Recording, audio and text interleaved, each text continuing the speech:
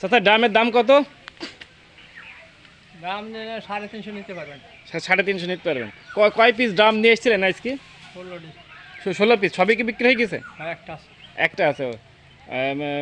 কত বললেন নেওয়া যাবে? দেওয়া যাবে 350। 350। আর চাইলে 500। চাইলে 500।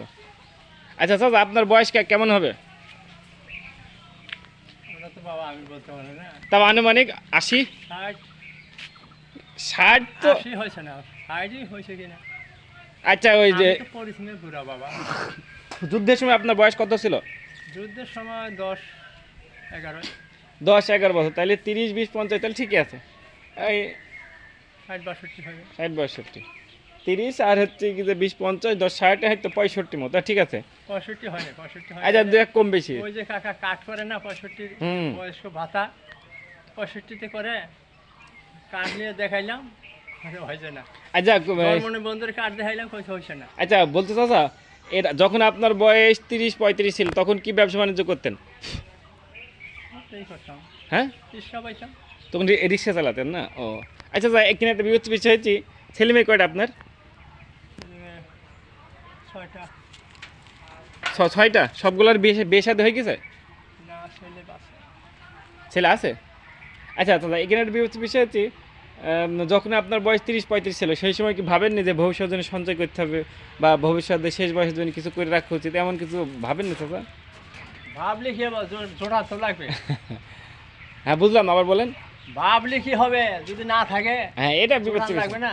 আর জোগাড় করা লাগবে। ভাবছি তো, ভাবছে কিন্তু জোগাড় করা সম্ভব হয়নি। হয় না। আচ্ছা এখন আপনি যদি এই ব্যবসা বা মাল বিক্রি না করেন, সে যদি বাড়িতে বসে থাকেন, তাহলে কি আপনার সংসার চলবে না? চলবে না। আপনি সংসার এখন আপনি আর আল্লাহ চালায়, আমার চালবার শক্তি না নেই। সেটা অবশ্যই।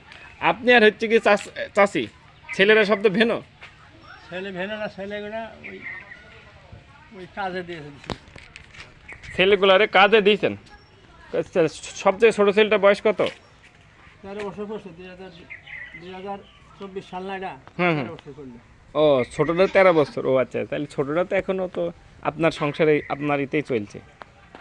সবই আমার এতেই। হ্যাঁ। ওটা 17 বছর, ওরা হেফজোখানে দিয়েছিলাম, বেনে শট খাইছে। ও আচ্ছা আচ্ছা, বড়টা।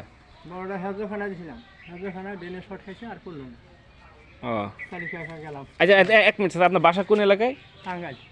ও টাঙ্গাইল, আমাদের জেলারই তো না, তাহলে এখন কোথায় থাকেন? নাকি মদনা গোমারপুর। মধ্যনগর। তাহলে এখন কি হাঁটতে যাবেন না গাড়িতে যাবেন? এই বেচতে পারলে গাড়ি যাবে। ও বেচতে পেলে গাড়ি যাবেন। তাহলে মেহেরপুর থেকে বিভিন্ন গ্রামের উদ্দেশ্যে যান বিক্রি করতে, এগুলো কি আপনারা মেহেরপুর থেকে কেনেন না ঢাকায় থেকে বাইরে থেকে? মহাজন আনে, আমার ও। মহাজন আছে সাথে। আচ্ছা ঠিক আছে, তাহলে দাদা ডিস্টার্ব করেন কিছু মনে করলেন না তো? না না, আর না বিষয় তো গাড়ি গেলাম, এই মনে করেন এই বাস্তব সম্পর্কে কিন্তু অভিজ্ঞতা অর্জন করলাম, কারণ এই বয়সে সাধারণত মানুষের কাজ করা খুব কষ্ট, বুঝতে পেরেছেন? আমার বাবা কষ্ট আল্লাহর কাছে। আমি বাবা, আমার অভ্যাস নাই হাত পাচ্ছা মাসের কাছে খাওয়া। না না সেটা ঠিক আছে। পরিশ্রম করে খাওয়া। হ্যাঁ এই জন্য ধন্যবাদ। আচ্ছা ঠিক আছে, হ্যাঁ বলবেন যে আল্লাহ আমার শরীরটা ভালো থাকে। হ্যাঁ না অবশ্যই অবশ্যই। আমার শরীরটা ভালো থাকতে দিন, আল্লাহ নিয়ে না যায়। না সে তো আর আপনার ছবি এই ভিডিও করার অর্থ হয়েছে আপনাকে দেখে দেন মানুষের ভিতরে একটা স্পিরিট কাজ করে, চাচা এই বয়সে পরিশ্রম করতে আমরা করতে পারবো কিনা।